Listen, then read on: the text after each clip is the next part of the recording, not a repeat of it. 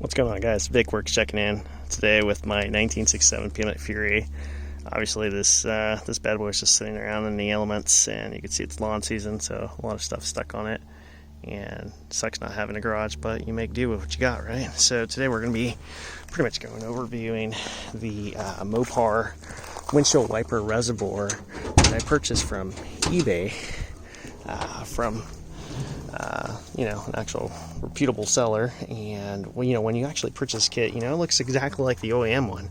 However, when they provide this line for the whether it be a vacuum or windshield wiper hose line, it is not the correct size and diameter. So you have to go out there and source from Preston or AutoZone for 5/32, and that's literally will fit the one here for this housing, because the one that they provide is actually a lot bigger in diameter and circumference in general, and as well as the fact that I try to use, rectify it by using the zip tie, and that didn't fit.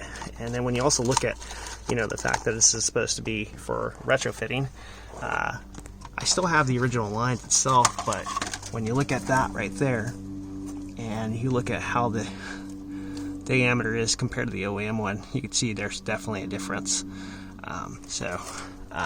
Yeah, if you're doing this retrofit or just basically maintenance, because this particular model failed right here on the hose itself where the motor connects, then you're kind of stuck behind the line when you should have came including the kit as an actual fitment.